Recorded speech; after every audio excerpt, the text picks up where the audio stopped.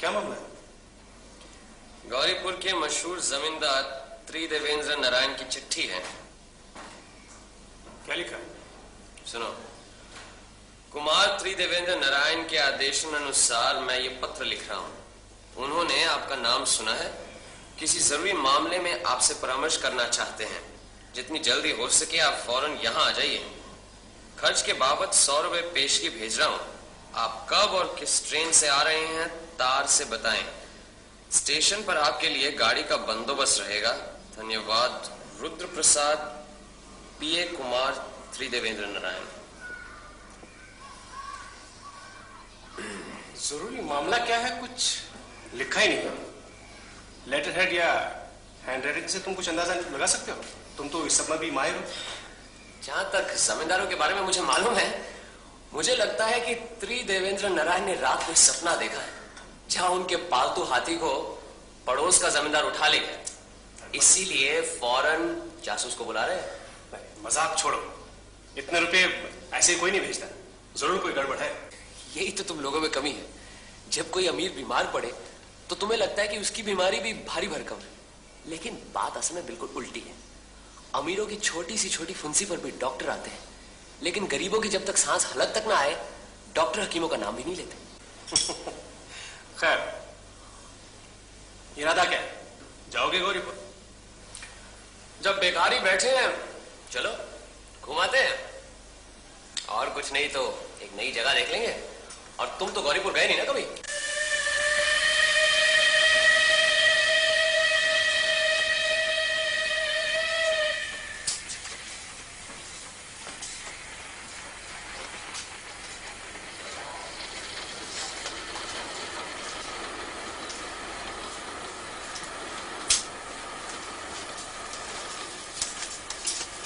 पान लीजिएगा?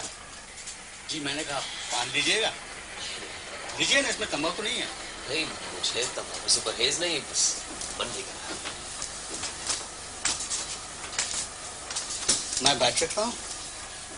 आप ये पान नहीं खाते। आप दोनों साथ में जा रहे हैं? जी। कहाँ तक जा रहे हैं आप लोग? जी आप कहाँ जा रहे हैं? जी मैं तो अगले स्टेशन पे उतर जाऊंगा। हम बस उसके बाद ही उतरेंगे। मतलब बदलापुर? लाइए आपके पान का मुलाहिजा किया जाए। हाँ? जरूर।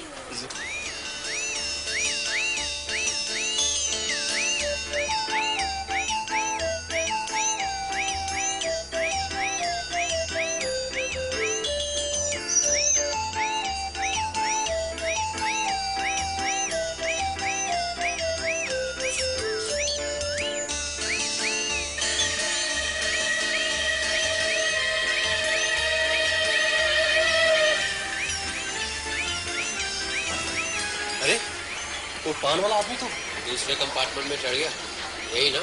हाँ।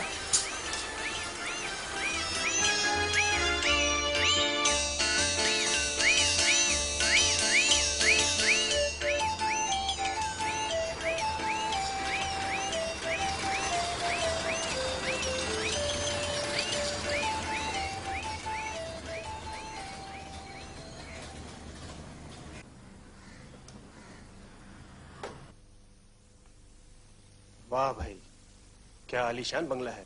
हाँ। मैं कुमार त्रिदेवेंद्र नारायण का प्राइवेट सेक्रेटरी हूँ, रुद्र प्रसाद। मैंने ही आपको चिट्ठी लिखी थी। अच्छा। रास्ते में कोई तकलीफ तो नहीं हुई? जी नहीं। रघुवीर, सामान ले आओ। आइए। आप ही व्योमकेश बाबू हैं? जी हाँ, अजीत कुमार बैनर्जी। ये मेरे मित्र, सहयोगी और भविष्य में मेरी जीवनी लेखक। आपकी जीवनी लिखने के लिए तो भी बहुत वक्त पड़ा है, पर मुझे बड़ी खुशी हुई कि आप अजीत बाबू को साथ लेकर आए, क्योंकि इनकी लेखनी की वजह से तो हमारा आपके साथ परिचय हुआ है। धन्यवाद। आपकी जीवनी लिखने के लिए तो भी बहुत वक्त पड़ा है, पर मुझे बड़ी खुशी हुई कि आप अजीत बाबू को साथ लेकर आए, क्योंकि इनकी लेखनी की वजह से तो हमारा आपके साथ परिचय हुआ है। धन्यवाद।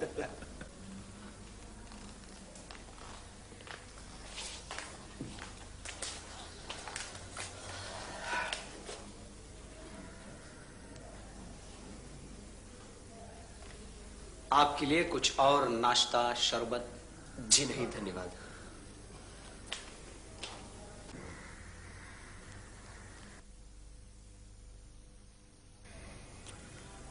जिस काम के लिए आपको यहां आने की तकलीफ दी, वो काम जितना गंभीर है उतना ही उसे गुप्त रखने की जरूरत है।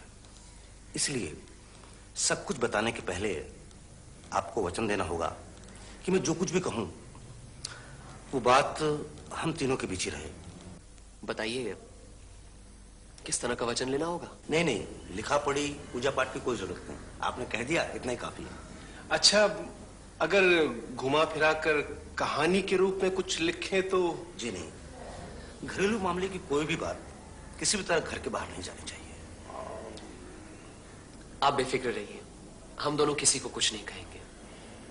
हमारी परंपरा के अनुसार बहुत दिनों से हम हीरे जवाहरात इकट्ठे करते आ रहे हैं, ये शायद आपको नहीं मालूम। कुछ कुछ मालूम है।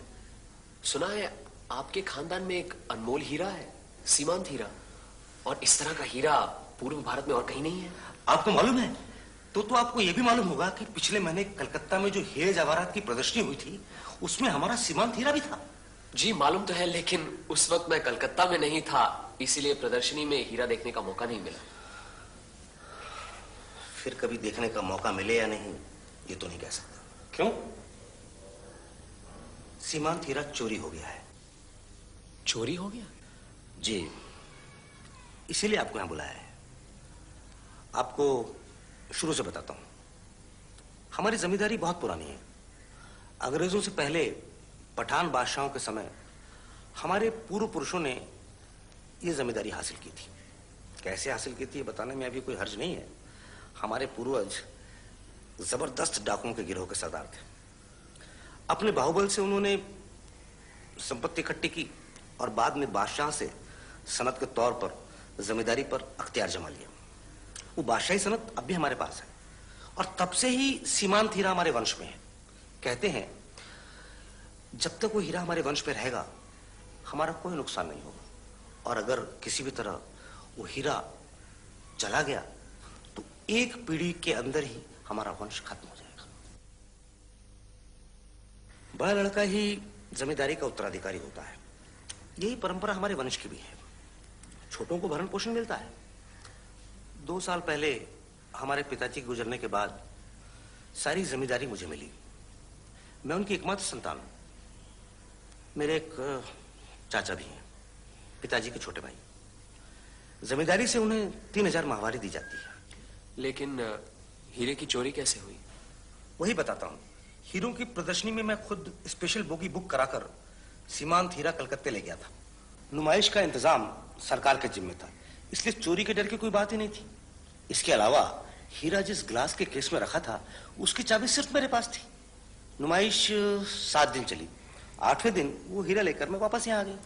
यहाँ आकर पता चला हीरा तो चोरी हो गया, और उस हीरा के बदले जो लेकर आया था वो कांच का टुकड़ा था जिसकी कीमत शायद 200 भी नहीं। चोरी का पता लगने के बाद सरकार को या फिर प्रदर्शनी वालों को या पुलिस को खबर नहीं दी? नहीं। क्यों? खबर देकर कोई फायदा नहीं होने वाला था, क्योंकि चोरी होने के साथ साथ ये पता लग गया था चोरी किसने की है। किसने की? हमारे चाचा ने। जिन्हें आप हर महीने 3000 रुपए भेजते हैं। जी, इसीलिए तो खबर नहीं की। मैं नहीं चाहता हमारे पारिवारिक कलंक को लेकर अखबार में टीका टिप्पणी हो। अच्छा, आपके चाचा रहते कहाँ हैं? कलकत्ता में। आपने उनका नाम सुना होगा, मशहूर शिल्पी और वैज्ञानिक सर दिगेंद्र नारायण राय। ऐसी बहुमुखी प्रतिभा हमारे देश में कमी है। ऐसे प्रतिभाशाली पुरुष और चोरी? हमारे चाचा की निगाह इस सीमांत हीरे पर हमेशा से थी। इस हीरे की कीमत क्या होगी?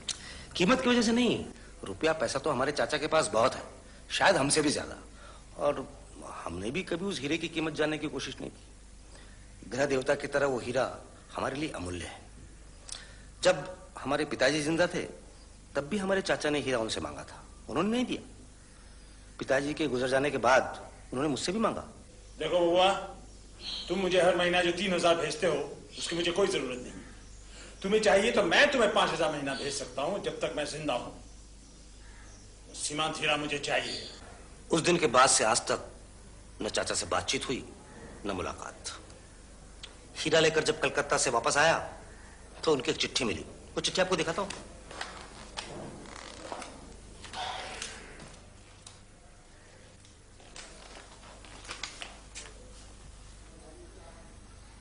बुरा मत मानना, तुम लोग हीरा देना नहीं चाहते थे, इसलिए मैंने खुद ही हासिल कर लिया। हीरा न होने से तुम्हारा वंश बर्बाद हो जाएगा, यह महज एक वहम है। यह सिर्फ हमारे पूर्वजों की एक चाल थी, जिससे कोई इसे बेचने की हिम्मत न करे। सीमांत हीरा मेरे पास सुरक्षित है, शुभेच्छा सहित। चिट्ठी मिलते ही मैं हीरा लेकर जौहरी के पास दौड़ा। जांच पड़ताल के बाद पता चला कि वो हीरा तो नकली है, लेकिन दिखने में बिल्कुल असली हीरे जैसा। मैं आपको अभी दिखाता हूं। कैसा लग रहा है?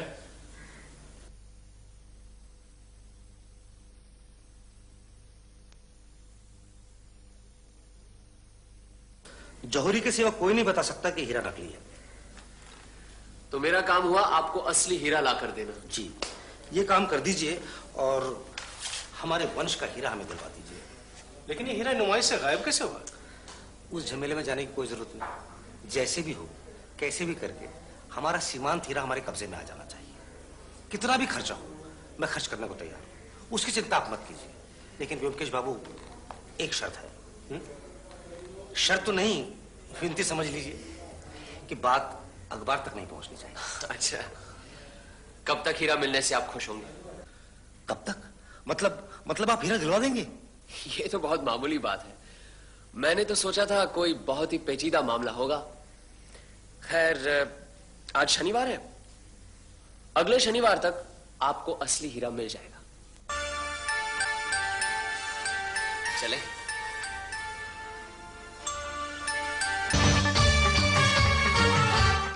चले?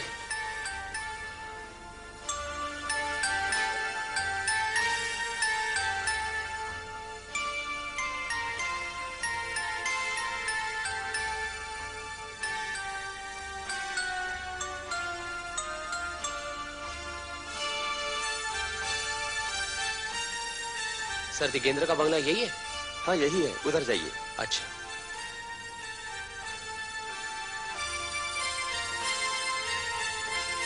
अजीब, हाँ? हर चीज ध्यान से नोट करना। ठीक है। नौकरी के लिए आया? हाँ। नहीं, इधर जाओ।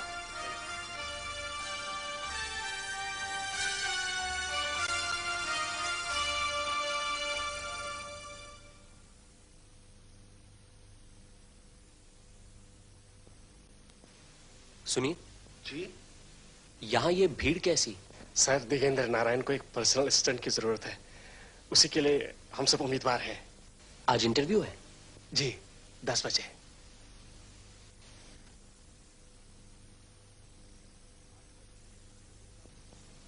आज सर दिगेंद्र किसी जरूरी काम से बाहर जा रहे हैं, इसलिए आज का इंटरव्यू कल होगा, इसी वक्त ठीक 10 बजे। अगर आप लोगों ने अपनी एप्लीकेशन नहीं दी है तो हमें दे सकते हैं।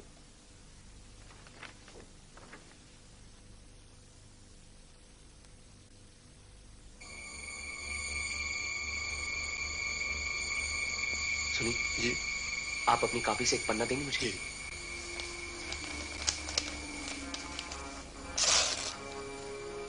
एक और प्लीज। किस लिए?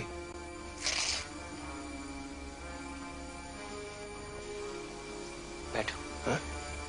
जैसा मैं कहता हूँ वैसा करो। क्या? यहाँ पर ले, ये भरो इसको। एप्लीकेशन? पर्सनल सेक्रेटरी के लिए एप्लीकेशन।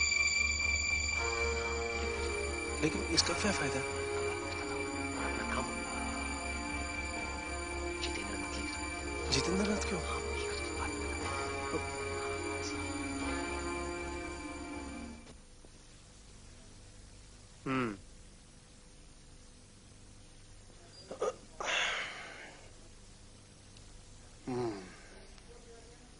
अच्छा ब्योमकेश, नैतिक दृष्टि से ये जो हम काम कर रहे हैं, क्या सही है? कौन सा काम? यही गलत नाम देकर अर्जी जो दे आए, या मान लो वो हीरा में मिल भी गया, तो क्या उसे हासिल करना चोरी नहीं है? होगी, होगी क्यों नहीं? और अगर पकड़े गए तो जेल भी जा सकते हैं। लेकिन हम चोर के घर चोरी कर रहे हैं, देखा जाए तो ये एक पुण्य काम है। लेकिन कानून की नजर में झूठ झूठ है और चोरी चोरी। हाँ है, सजा भुगतनी पड़ी तो भुगतेंगे, लेकिन मेरे ख्याल से ऐसी नौबत नहीं आएगी। अच्छा, तुम्हें क्या लगता है वो हीरा उसी घर में है? जिस हीरे के लालच में चाचा ने बुढ़ापे में ही भतीजे से सारी संपत्ति हड़प ली, उसे एक भी लम्हे के लिए आंखों से ओझल नहीं होने देगा। बस सिर्फ यह पता लगाना है कि वो हीरा है कहां।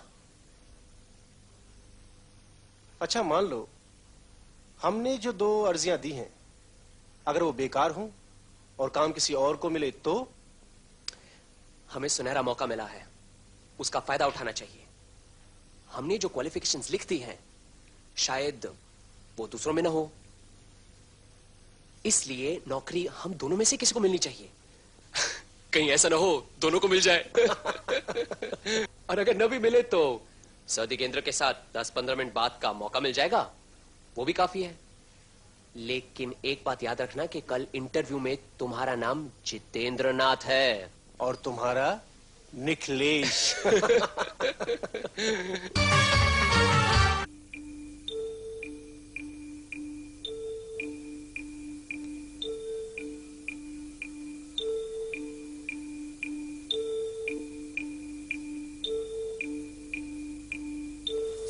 भूपेंद्र,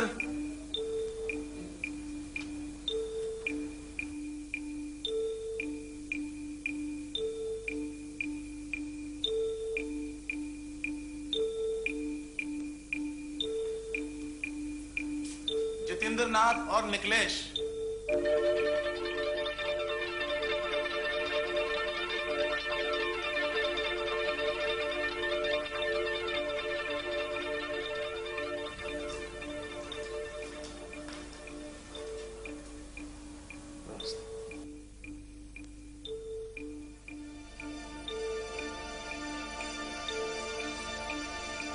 विजय सिंह, जी हुजूर।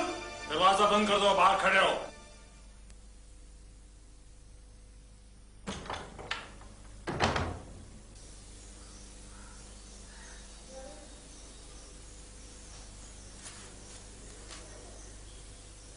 निखिलेश किसका नाम है? जी मेरा। तुम निखिलेश हो? जी। और तुम जितेंद्र नाथ? जी। तुम दोनों ने क्या सलाह करके दरखास्त दी है? सर मैंने नहीं पहचानता। अच्छा, लेकिन दोनों ने बिल्कुल एक जैसा कागज इस्तेमाल किया है। लगता है एक ही नोटबुक से लिए गए हैं। सर नोटबुक तो सब एक जैसी होती हैं। तुम एमए पास हो? जी। कलकत्ता यूनिवर्सिटी से? जी। कलकत्ता यूनिवर्सिटी के पिछले 10 साल के एमए रिजल्ट्स मेरे पास हैं। तुमने किस साल पास किया? इसी साल, पिछले महीने ही नतीजा निकला। इस साल का नतीजा इस फाइल में नहीं है। शॉर्ट हैंड और टाइपिंग की जो स्पीड लिखी है, उम्मीद है वो भी एमए डिग्री की तरह ठीक होगी। Yes sir. मेरे हिसाब से तुम ही एक कैंडिडेट हो जो सब तरह से फिट हो। बैठो। अजीत बाबू। Yes sir.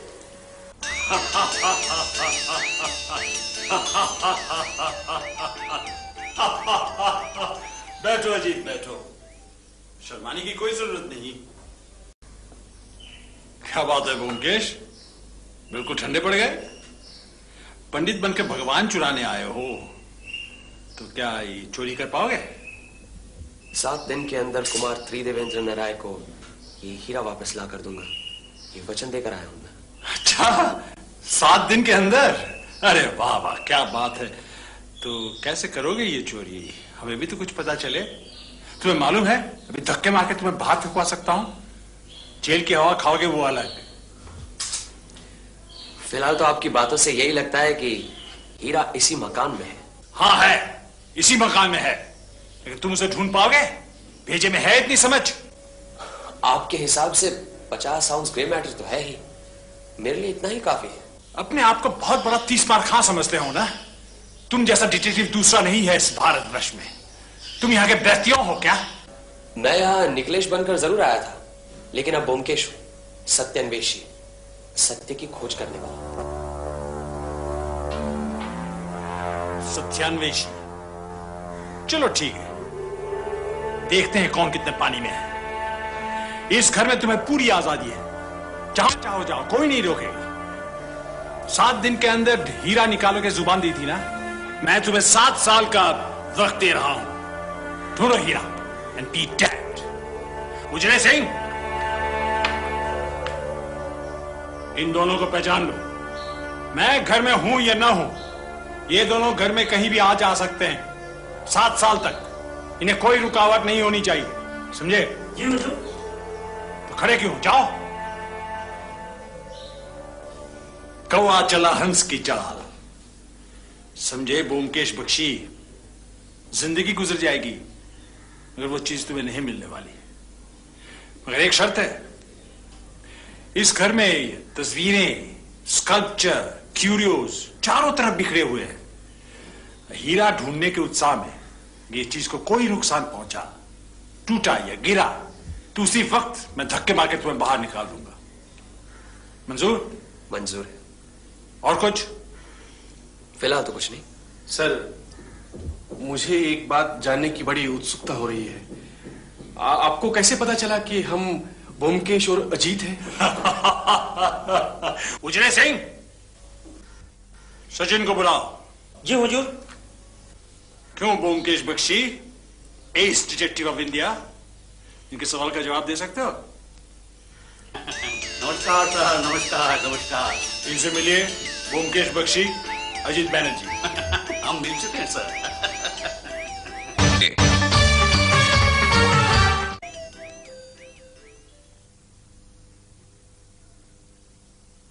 मेरी बेवकूफी से ही सारा गड़बड़ हो गया। तुमसे बेवकूफी हुई जरूर है, लेकिन बुड्ढे को हमारे बारे में पहले से मालूम था। कुछ भी कहो, खूब उल्लू बनाया हमारा।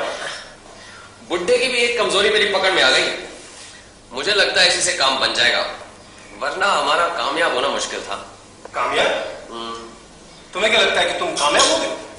मुझे तो पूरी उम्मीद है। हाँ, अगर बुड्ढा धक्के मारकर हमें घर से बाहर निकालता तो बात और होती, लेकिन अब उसकी कमजोरी पकड़ में आ गई है, उसी से हम अपना काम पूरा कर लेंगे। अरे कैसी कमजोरी? मुझे तो कोई कमजोरी नजर नहीं आई, बल्कि लगा बुड्ढा तो लोहे की तरह सख्त, ताकतवर और पुख्ता है। कमजोरी है, बहुत तगड़ी कमजोरी है, और इसी की वजह से हमें अपना रास्ता निकालना है। अक्सर देखा है कि बड़े लोगों में ये कमजोरी ज्यादा नजर आती है। जो जितना ज्यादा अक्लमंद होता है ना, उससे 4 गुना ज्यादा उसमें अक्लमंद होने का घमंड होता है। इसीलिए अक्लमंद होते हुए भी वो बेवकूफ बन जाते हैं। साफ साफ बताओ, मामला क्या है? सर, दिगेंद्र नारायण को अति बुद्धिमान होने का काफी घमंड है। मैंने सोचा क्यों ना उनके घमंड पर वार किया जाए, और वही मैंने किया। बुड्ढे ने भपके में आकर घर में घुसने की आजादी दे दी। इससे अपना आधा काम तो हो गया, बाकी क्या बचा? हीरे को ढूंढ निकालना, वो भी हो जाएगा। तुम क्या फिर वहां जाओगे? अरे जाएंगे क्यों नहीं, यही तो सुनहरी मौका है। मौके का फायदा नहीं उठाएंगे? आप गए तो वो बेटा उजय सिंह पेट में खुखरी घुसा देगा, मैं नहीं जाने वाला। अरे ये कैसे हो सकता है? एक साथ मैदान में उतरे हैं, साथ ही चलेंगे। हाँ?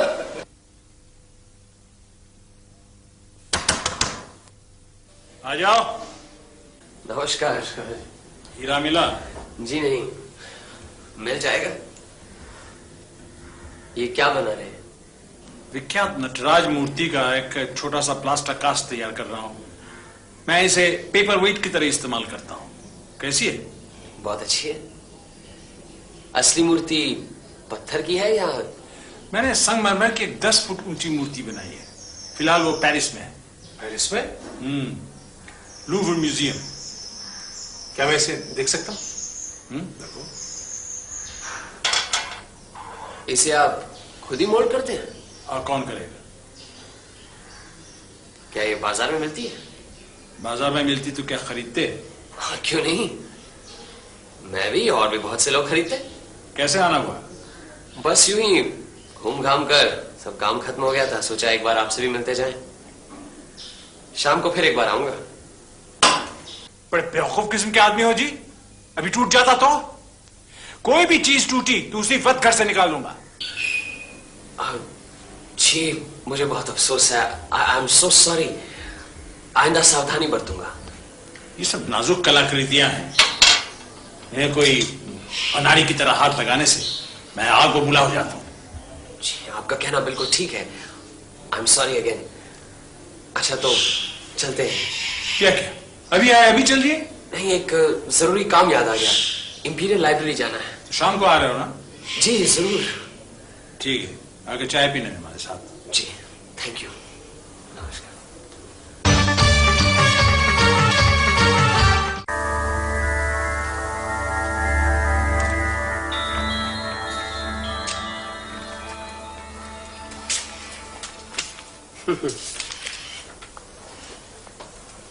क्या बात है? प्लास्टर कास्टिंग के बारे में क्यों पढ़ रहे हो? तुम्हें तो मालूम है मेरी दिलचस्पी हर चीज में होती है। लेकिन कोई बात तो होगी। सर दिगेंद्र ने ठीक ही कहा था। प्लास्टर ऑफ पेरिस की मूर्ति तो कोई भी बना सकता है, बहुत आसान है। मैं भी? हाँ तुम भी। पहले प्लास्टर ऑफ पेरिस के चूरे को पानी में डालकर उसे दही जैसा गाढ़ा करो। फिर उसे मोम या मिट्टी के सांचे में डाल दो, उसमें भर दो। 10 मिनट के अंदर वो जमकर सख्त हो जाएगा, उसे निकाल दो, मूर्ति तैयार। मुश्किल काम है सांचा बनाना। अब इस सांचे में अगर प्लास्टर ऑफ पेरिस डालते समय आप सुपारी जैसी छोटी सी चीज छुपा दो तो वो मूर्ति में छिपी रह सकती है। मतलब सीमांत हीरा इसी तरह नटराज की मूर्ति में? आई बात समझ में? चलो। कोई आया था? जी नहीं, एक चिट्ठी आई है। लाओ दे।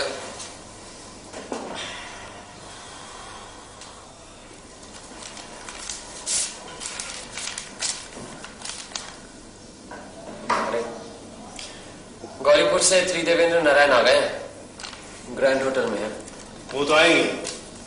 वादे के मुताबिक शनिवार को उन्हें सीमांत हीरा मिल जाना चाहिए।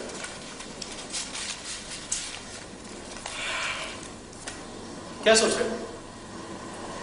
अगर सर दिगेंद्र को पता चल गया कि कुमार बहादुर आ गए हैं, कहीं ऐसा ना हो हमें अपने घर के अंदर घुसने न दे। अरे इतने दिनों से घर के कोने कोने की तलाशी ले रहे हो, अब बाकी रह क्या रहे? मुझे यकीन होता जा रहा है कि वो हीरा सर दिगेंद्र की बैठक में ही कहीं है। मैंने गौर किया, बुढ़ा जहां भी हो उसकी नजर हमेशा टेबल पर ही रहती है। चलो खा पी के सोते हैं, आज तो बहुत थक गए। अजीत, मुझे लगता है वो हीरा नटराज मूर्ति के अंदर छुपा कर रखा है। अरे तुमने देखा ना किस तरह से मूर्ति मेरे हाथ से ले ली?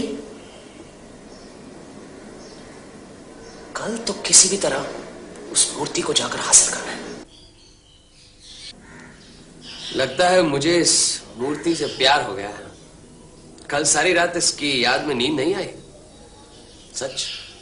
ओमकेश, तुम्हारे मन की बात मैं जानता हूं, मुझसे कुछ छुपा नहीं सकोगे। इस मूर्ति के लिए रात भर नींद नहीं आई तो जाओ, आज से ये मूर्ति तुम्हारी, मेरी तरफ से तोहफा। अब तो खुश? ये नाजुक और कीमती है, संभाल के रखना, कहीं टूट ना जाए। बहुत बहुत धन्यवाद सर दिगेंद्र, आपका तोहफा सर आंखों पर। 6 दिन तो हो गए, कल भी आओगे क्या? हाँ बस कल ही का दिन तो बाकी है। हार गए जीत। क्या बात है? मेरी कुछ पल्ले नहीं पड़ रहा।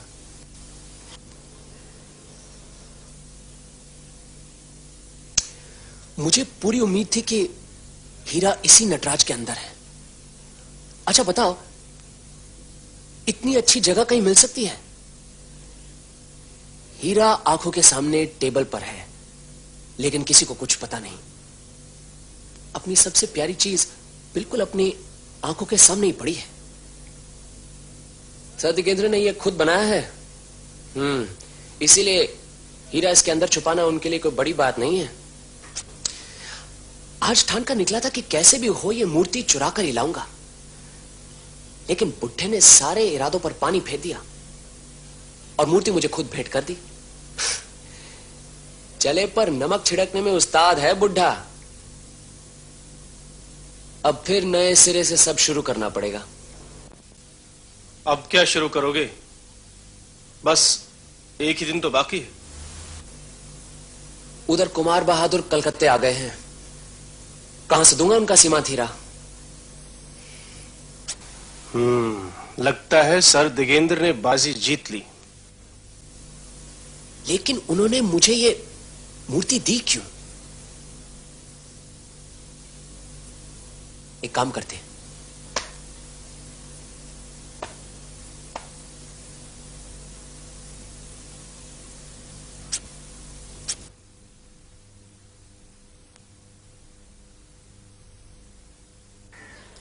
कैसे हो जय सिंह? ठीक है साहब। आज हम तुमसे मिलने आया। कितने दिनों से हो यहाँ थे? साहब बोला आप लोग को अंदर बैठने के लिए। तुम क्या कभी अपने मुल्क जाता नहीं? किधर है मुल्क को? नेपाल या दार्जिलिंग? साहब बोला आप लोग को चाय पिए तो हम देंगे, आप अंदर बैठिए। अच्छा लाओ, तुम्हारा एक बीड़ी दो। बीड़ी हम नहीं पीता साहब, आप अंदर बैठिए। साहब अभी आ जाएंगे, बाहर गया। तुम्हारे साहब अंदर नहीं है? नहीं, लेकिन अभी आ जाएंगे। आप लोग को बोला साहब अंदर बैठने के लिए।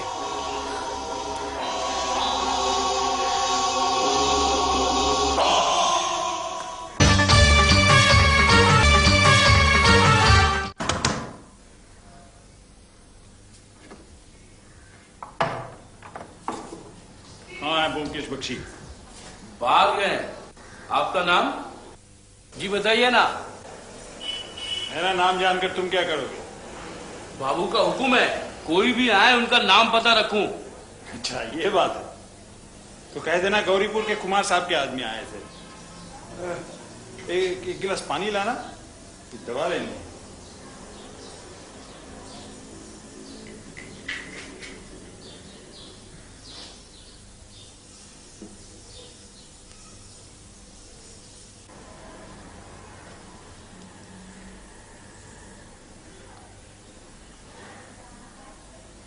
मैं जाता हूं, कह देना बाद में मुलाकात होगी।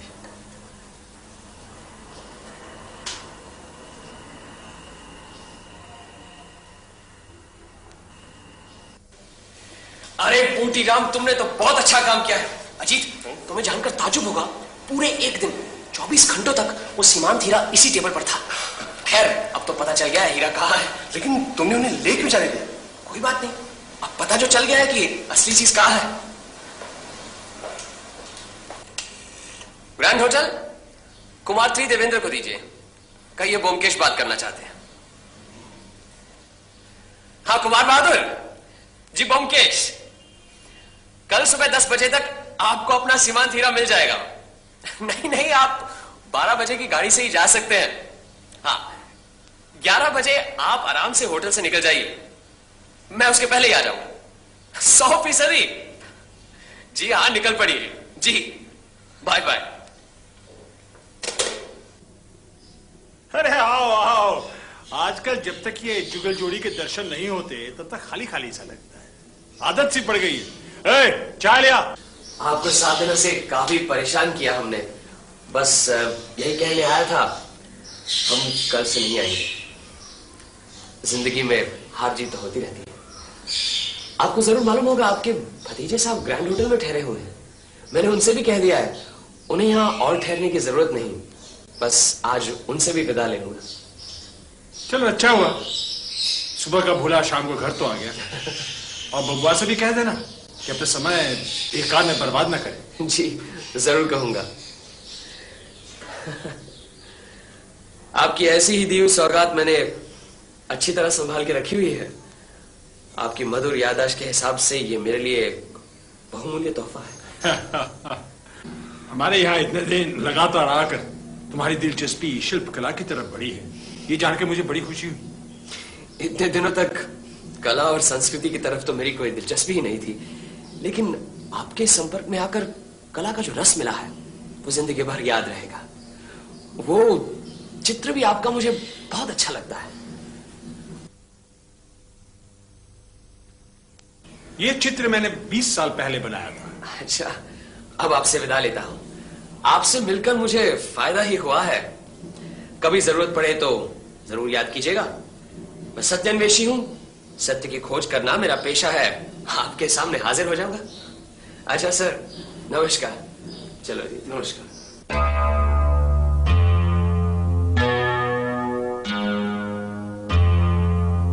आइए आइए व्योमकेश बाबू, आपने तो कमाल कर दिया। कहाँ है हमारा सीमांत हीरा? ये लीजिए। ये तो हमारे चाचा जी के संगमरमर की बनाई हुई नटराज की मूर्ति की नकल है। हीरा कहाँ है? इसी के अंदर। इसके अंदर? जी, लेकिन आपके जाने की सब तैयारी है ना 12 बजे की गाड़ी से? वो तो ठीक है व्योमकेश बाबू, लेकिन ये लीजिए आपका सीमांत हीरा।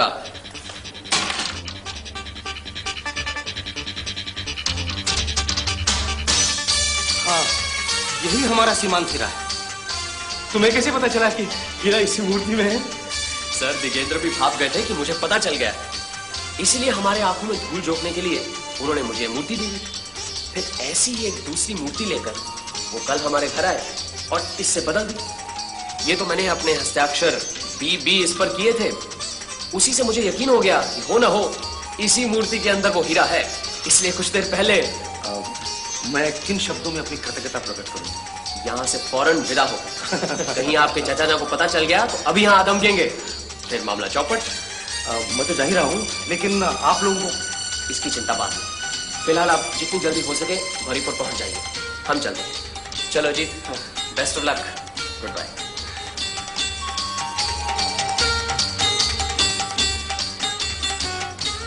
अजीत, ये देखो। लो, ये पढ़ो। प्रिय ब्योमकेश बाबू, आपकी कृतज्ञता के जवाब में जो कुछ भेज रहा हूं वो आपकी प्रतिभा के सामने कुछ नहीं है।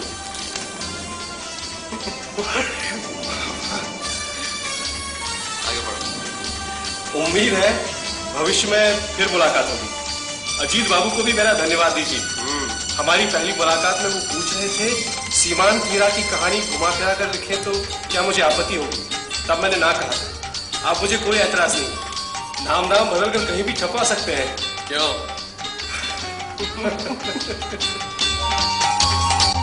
ब्योमकेश बख्शी प्रायोजक।